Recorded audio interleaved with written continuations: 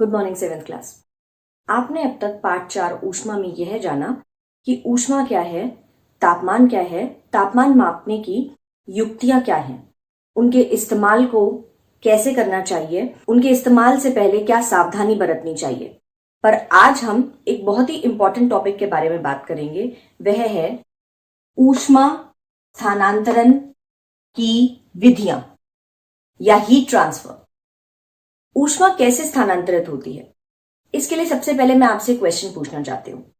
क्या आपने कभी, जाहिर सी बात है, आपने कभी ना कभी किचन में काम किया ही होगा और अपनी माताओं को भी किचन में काम करते हुए देखा होगा। तो आप मुझे बताइए कि जब आपकी माँ सब्जी बना रही हैं एक कढ़ाई में और गलती से वो जो चमचा है वो उसी कढ़ाई में भूल गई हैं और थोड़ी देर बाद सब्जी चलाने के लिए दोबारा से उन्होंने उस चमचे को घुमाया, तो उनका रिएक्शन क्या था बताइए। हाँ, उन्होंने फटाफट से वो चमचा छूते ही अपना हाथ पीछे कर लिया। ये एक रिफ्लेक्स एक्शन है। इसका अर्थ क्या हुआ कि वो जो चमचा था वो गर्म था, जिसकी वजह से उन्होंने अपना हाथ पीछे कर लिया। पर क्या आपने उसके पीछे का लॉजिक जानने की कोशिश की है कभी कि ऐसा क्यों हुआ? गैस पे तो आपने कढ़ाई रखी थी, अब आप मुझे बताइए कि चमचा कैसे गर्म हो गया। इसका अर्थ क्या हुआ कि जो गैस पे आपने कढ़ाई रखी थी, जो ऊष्मा उस कढ़ाई में जा रही थी, वह स्थानांतरित हुई किसमें? उस चमचे में। इसका अर्थ ऊष्मा स्थानांतरित हो सकती है।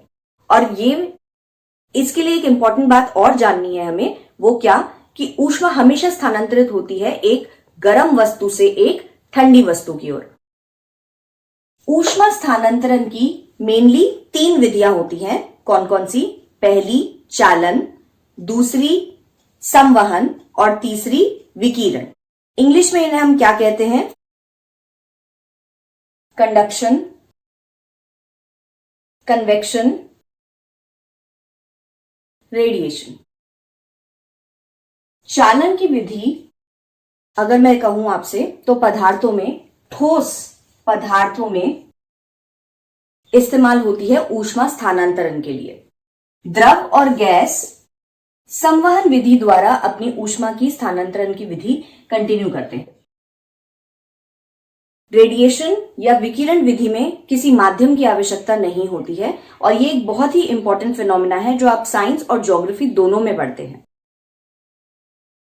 तो क्या आपको समझ आया? ठोस पदार्थों के लिए कंडक्शन या चालन, द्रव और गैसीय पदार्थों के लिए कन्वेक्शन या संवहन, और जिस फिनोमिना में, विकिरण में, हमें किसी माध्यम की आवश्यकता नहीं होती है वह कहलाता है विकिरण या रेडिएशन। अब हम बात करते हैं चालन विधि की। चालन विधि असल में क्या है? चालन विधि के द्वारा, जैसे मैंने अभी आपको एक एग्जाम्पल दिया था जिसमें हमने गैस पे कढ़ाई रखी और चमचा रखा और तुरंत जो हीट थी, ऊष्मा थी, वो किस में स्थानांतरित हुई? उस कढ़ाई से, उस गैस से जो ऊष्मा स्थानांतरित हो रही थी वो कढ़ाई से उस चमचे की ओर हो गई। एक पदार्थ ऊष्मा को कितनी अच्छी तरीके से स्थानांतरित कर सकता है वह उसकी चालकता के बारे में बताता है। जो पदार्थ ऊष्मा को बहुत अच्छी तरीके से अपने अंदर से प्रवाह होने देते हैं या स्थानांतरित कर सकते हैं, उन्हें हम ऊष्मा के सुचालक या चालक कहते हैं। और जो पदार्थ अपने अंदर से ऊष्मा का प्रवाह बिल्कुल नहीं या बहुत मुश्किल से होने देते हैं, उनको हम ऊष्मारोधी या ऊष्मा के कुचालक कहते हैं। क्या आप मुझे कुछ एग्जाम्पल्स दे सकते हैं ऊष्मारोधी के बारे में? सोचिए। इसी एग्जाम्पल में जो मैंने अभी आपको बताया था, जिसमें आपकी माता सब्जी बना रही थी उस लोहे की कढ़ाई में, अगर उसमें स्टील के चमचे की जगह वह लकड़ी का चमचा डाल देती तो क्या आपकी माँ का वही सेम रिएक्शन होता जो उन्होंने स्टील की चम्मच को छूते ही दिया था? जी नहीं। इसका अर्थ क्या हुआ? लकड़ी, जी हाँ, लकड़ी और प्लास्टिक ऐसे उदाहरण हैं जो ऊष्मा को अपने अंदर से आसानी से प्रवाह नहीं होने देते हैं।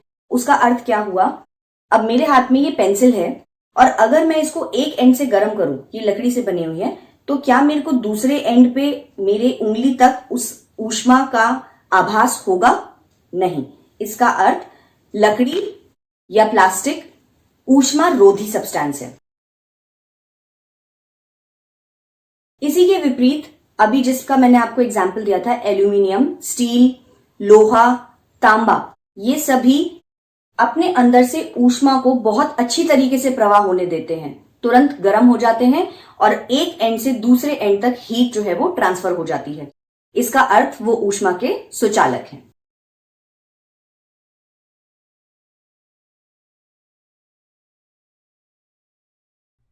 NTPC Faridabad and Chief Minister's Good Governance Associates Program with Star Teachers of Faridabad.